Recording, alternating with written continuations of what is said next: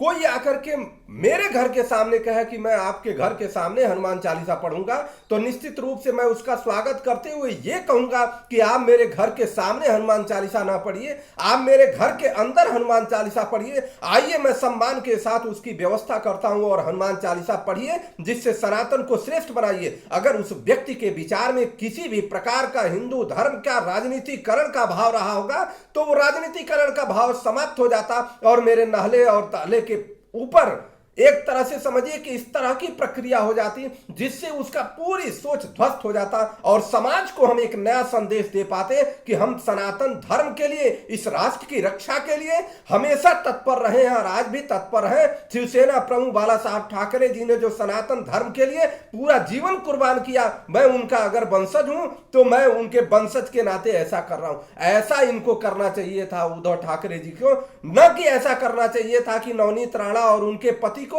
आपने गिरफ्तार किया और तो और राजद्रोह का केस लगाया, जिससे पूरी दुनिया में एक संदेश गया कि सनातनी लोग पूरे भारत में किस तरह से बटे हैं। राजनीति की तुच्छता के कारण, राजनीति की अल्प जो है लाभ लेने के कारण इस तरह से वो अपने धर्म और अपने ईश्वर के साथ भी खिलवाड़ कर सकते हैं, ऐसा संदेश गया। और तो और जो मंशा उनकी नवनीत राणा की थी या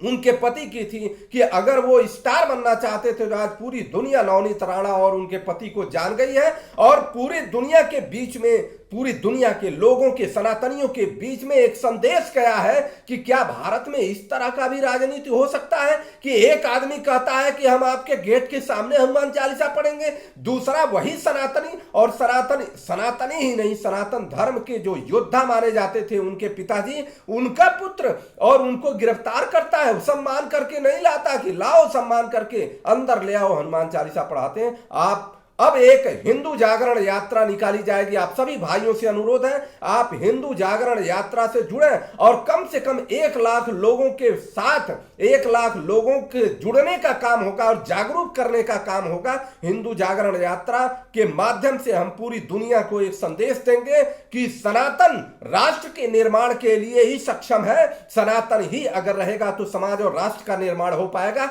अगर सनातन का सम्मान नहीं होगा तो समाज और राष्ट्र का निर्माण नहीं हो पाएगा। आप सभी हिंदू जागरण यात्रा से जुड़िए और हिंदू जागरण यात्रा एक ऐसी यात्रा होगी, किसी भी प्रकार की राजनीति से हट करके, कोई राजनीति किसमें लगाव नहीं होगा, लेकिन हिंदू और सनातनियों को 1 लाख लोगों से जोड़ करके जगह जगह श्री राम चंद्र जी की कथाएं, जगह जगह भगवान श्री कृष्ण की बातें और जगह जगह श्रीमद् भगवत गीता में जो योगेश्वर श्री कृष्ण ने सनातन के लिए और अपने कर्म के लिए कर्मण्येवाधिकारस्तं मा फलेषु कदाचन मा कर्मफल हेतुर्भुमाते संगोतर रवि कर्मणि, ऐसा संदेश दिया है। उन्होंने बार बार इस बात को कहा है। सनातन धर्म की रक्षा के लिए उन्होंने कहा कि अपने